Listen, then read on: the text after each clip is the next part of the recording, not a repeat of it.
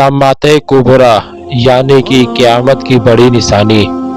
नबी करीम सल्लल्लाहु अलैहि वसल्लम ने क़यामत से पहले 10 बड़ी निशानियां बताई और ये सब बड़ी निशानियां एक दूसरे से जुड़ी हुई है। जैसा कि नबी सल्लल्लाहु अलैहि वसल्लम ने इरशाद फरमाया, क़यामत की निशानी तस्बीह के जानों की मानिद है।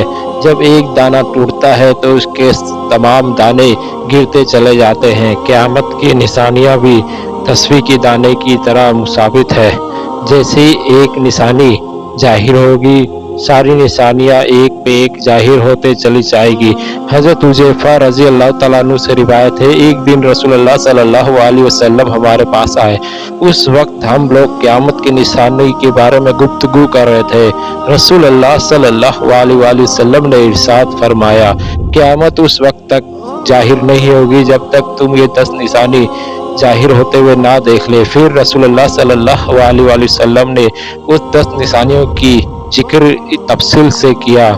पहली बड़ी निशानी तूफ़ान एक ऐसा धुआं होगा जो पूरे ज़मीन पर फैल जाएगा, हर जगह नज़र आएगा। ये ऐसा धुआं होगा जो पूरी इंसानियत को अपने लपेट में ले लेगा। एक और ज़रूरी बात, ये एक ऐसी निशानी है जिसका जिक्र कुरान मजीद में भी किया है।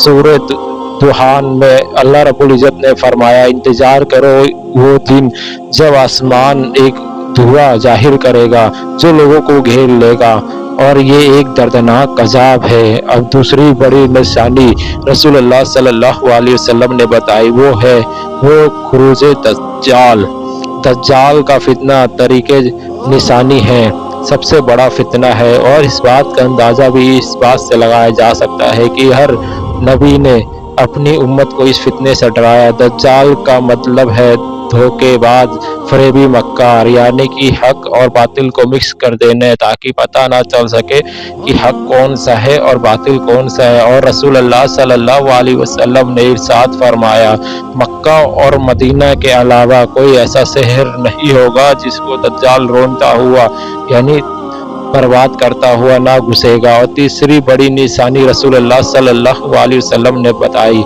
वो हो ताबतुल अत्र यानी कि जमीन का जानवर। इस जानवर का जिक्र कुरान में भी आया है, जैसा कि सूरह अन-नमल में अल्लाह रब्बुल इज़्ज़त फरमाता है, और जब क़यामत का वादा पूरा करने का वक्त आ जाएगा उस वक्त हम लोगों की इबरत के लिए ज़मीन में से एक अजीबो-गरीब जानवर निकालेंगे जो लोगों से बातें करेगा। अब कहेगा क़यामत करीब है। ये जानवर हम ज़मीन से इसलिए निकालेंगे ताकि लोग हमारी निशानियों का जो यकीन नहीं करते थे यकीन कर ले। ये एक ऐसा जानवर होगा जो मुनाफिकों और मुसलमानों को अलग अलग कर देगा, और फिर मुसलमानों और काफिरों का फ़र्क अलग अलग हो जाएगा। क़यामत की चौथी बड़ी निशानी सूरज का मगरिब से तुलू होना, और ये वो निशानी होगी जिसको देखने के बाद तमाम के तमाम लोग ईमान ले आएंगे, लेकिन उस वक्त बहुत देर हो चुकी होगी, क्योंकि सूरज का मगरिब से तुलू होना तौबा के दरवाजे हमेशा के लिए बंद कर दिए जाएंगे। क़यामत की पांचवी बड़ी निशानी जो रसूलुल्लाह सल्लल्लाहु अलैहि वसल्लम ने जो बताई, वो है ईसा अलैहिस्सलाम का धरती पर आना। जब दज्जाल का फितना उरूज पकड़ेगा तब हजरत ईसा अलैहिस्सलाम का नुज़ूल होगा, और जब दज्जाल हजरत ईसा अलैहिस्सलाम को देखेगा तो ऐसे पिघलेगा जैसा नमक पानी में पिघल जाता है। जब ईसा अलैहिस्सलाम दज्जाल को कत्ल करेंगे और इस दुनिया में अल्लाह के हुक्म से अमन कायम करेंगे। क़यामत की छठी बड़ी निशानी याजूज और माजूज का निकलना। याजूज और माजूज याकिस फिर नूह की औलाद से हैं, और ये बहुत ताकतवर और तादाद में बहुत ज़्यादा है, जिसकी तादाद का अंदाज़ा इस बात से लगाया जाता है कि जिनों और इंस की 10 हिस्से हैं और उसमें से 9 हिस्से याजूज और माजूज के हैं। इस वक्त ये कौम 2 पहाड़ों के दरमियान में ताकतवर दीवार में बंद है, और जब क़यामत का वक्त आएगा ये दीवार टूट जाएगी और ये कौम वापस निकल आएगी जो पूरी दुनिया में फसाद फैलाएगी।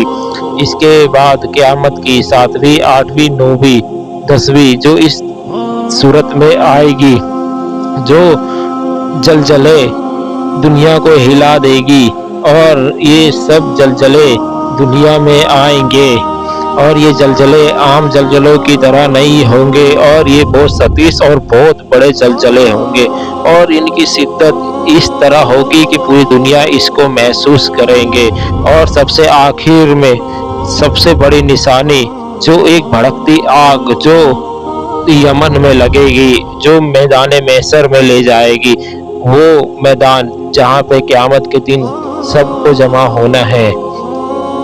قیامت کی یہ 10 ٹوٹل بڑی نشانی جو ناظرین ہم نے آپ کو بتائی ہے۔ امید کرتے ہیں آپ کو یہ ویڈیو اچھی لگی ہو تو ہمارے چینل کو سبسکرائب کرنا اور ویڈیو کو لائک کر کے گھنٹی کے بیل آئیکن کو پریس کر دینا اور اپنے دوستوں میں احبابوں میں ضرور شیئر کرنا۔ تب تک کے لیے السلام علیکم۔ اللہ آپ کا حافظ و نگہبان۔ اگر ہم سے کوئی غلطی ہو گئی ہو تو معاف کر دینا۔